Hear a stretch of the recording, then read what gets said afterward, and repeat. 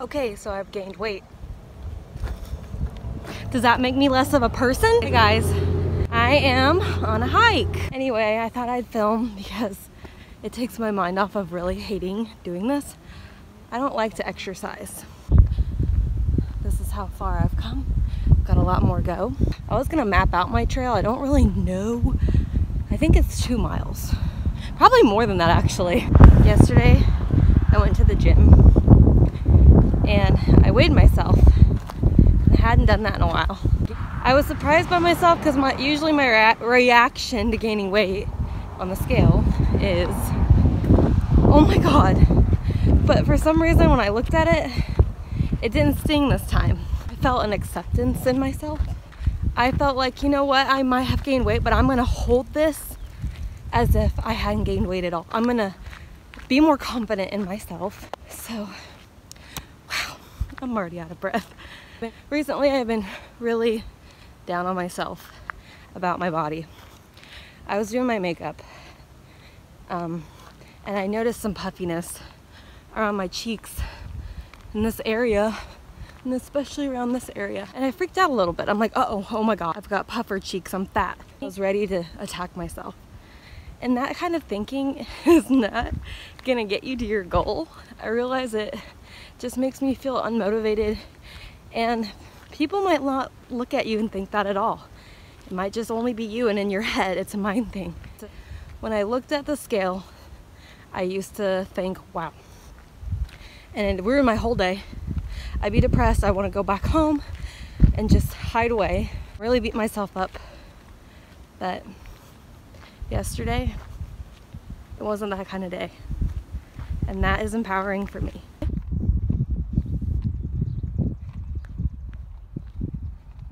I know why I gained weight. I'll be honest, I do know why.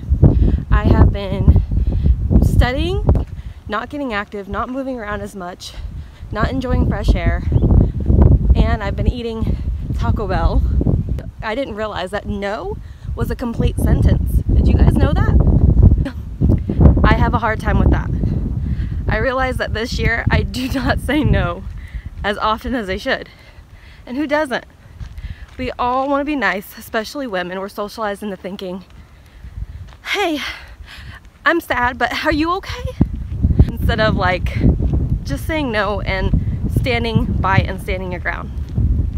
I realized I kind of need a backbone. This world's cruel. If people can smell your weaknesses, they'll take advantage of that like in a snap. So learn to say no, ladies. Say no. That is a big goal of mine. Another goal of mine is making new friends this year. Last year I've had a lot of bad relationships, especially with friendships. I realized so many friends showed their true colors with me, and I thought they were like my best friends, and I told them everything. They used it all against me. They all conspire, they all meet up, they all group up, and they all used it against me. Another thing I learned, don't ever be friends with your coworkers. Don't like be buddy best friends, close, go out and hang out and stuff. This tree looks like it has a nose but like one eye. What is going on there? What I was talking about before, friendships. Not everyone is your friend. I know that last year I put too much time and effort into those who didn't deserve any of it. And I didn't realize it because I didn't know how to say no. I did not have that skill. It was stupid. I thought, oh, they're being so nice to me. I want to be cool. I want to fit in. I want to do what they're doing. Some people can have the nicest, welcoming personality and smile, and they can tell you everything you want to hear. Doesn't mean you can trust them. I lost my job because of it. I didn't get fired or anything. I left because it got so bad. I'll have to tell you about that story. You know what? I got time. I'll tell you the story now. I went and applied for a job at 21. My dad took me in because he knew the manager there. Instantly, I got the job. I applied. I went in and got it. Started working there for a couple of months. Started realizing the manager was doing some weird things, and she was kind of rude to me, and it was getting to the point where she was doing things illegally. She told me she was the owner, which was false. She told me a lot of things. She told me a lot of lies. She wasn't very nice to me at all. And start rumors and say things that weren't true and take advantage of me because I didn't know how to say no. And I thought she, you know, controlled the place. What am I supposed to do? So we all had a meeting because it got so bad and she was making our lives miserable, me and my coworkers. So we all had a meeting and I finally told her about herself. I said, you are doing things that you're not supposed to be doing. You are saying this, you're doing this. I let her have it. She eventually got fired. Well, this girl that worked with me, I'm gonna call her Sarah. Okay, so Sarah has 2 kids, and I guess the guy that she was with was hurting her and abusing her at home. I went into this meeting because she'd been there for a while and I was gonna stick up for her, and I was gonna say to the owner when he finally came in, the actual owner, I was going to tell the owner that my manager is doing all these things wrong, taking advantage of the system, not doing her job, making me come in. She even took some of my pay. She got some of my hours mixed up, I guess, and took half of all my hours, and I didn't get paid. So she messed up my money, and I got tired of it. So I finally just spilled my guts on what's been going on when the owner's not looking and when the owner's not around. She's drinking on the job. She's saying mean things about other people, especially coworkers. She's starting all this drama. So I'm over here sticking up for Sarah. Sarah does all the work because Sarah, you know, tried to like say she did all the work, because I believe Sarah, because Sarah was always nice to me, and Sarah seemed vulnerable and like she wouldn't say or do anything dishonest, because she'd always make me feel sorry for her because of her life at home, saying that, you know, she's getting abused and she has to stay with this guy because she doesn't have any money, and so she's stuck with this guy, so she has to endure these things. And poor me was always Sarah's story. So I went in there, guns a-blazing, trying to stick up for Sarah by telling the owner Sarah should be the manager. Well, guess what? Sarah eventually became the manager, and it was great. I congratulated her when the other manager finally got fired. I congratulated her. That's when we really started to get close. I started buying her things to help her out and supplies, anything she needed. I wanted to be there for her. I wanted to be so supportive of her because I felt like, okay, she's gonna get a raise. Now she can get out of this and help her kids. I would hang out with her all the time. I would sit with her and talk to her with whatever she needed because she was going through a lot. Sarah would always tell me something bad that had happened at the home, at her house. And I wanted to be there for her. I wanted to help her. I wanted to get her out of this relationship that was hurting her. I wanted to show her, you know, how to love yourself and to be supportive of her. And I would hang out with her and spend a lot of my time with her, bringing her coffee, doing whatever I could, because I've been there. I've been in a bad relationship before. I know what it's like to not know your identity. I know what it's like to put all of your hopes and dreams in a man and follow a man and for them to lead you, you know, to a dead end and to be betrayed. So I gave her my self-help book that helped me when I was going through a rough time. It was called Staying Strong by Demi Lovato. I gave her that. I had told her, you know, everything's gonna be okay. I put a lot of my time and effort into talking to this girl, Sarah. And Sarah became friends, we got close, we started taking photos together. I started hanging out with her at her house. Sarah got a new boyfriend. Sarah left the guy and found a new guy. Ever since she got this new guy, it changed. Sarah started dyeing her hair different colors that were not her. Sarah started telling me this guy doesn't like, you know, dark-haired girls, but likes them blonde. I mean, it's just like she was trying to like switch her persona for this guy that she had just met. And I'm like, I don't know, Sarah, like, this doesn't seem like a good guy. He's making you change. I know who you are, and he doesn't seem like someone that you should spend the rest of your life with, he's already trying to change you, and that didn't get to her. Well, it started getting weird too, because all of a sudden when Sarah was manager, she hired a friend. This friend, I guess, wanted my hours. I was having good hours. I went from the night shift to working in the shifts I wanted, because Sarah let me work whatever I wanted.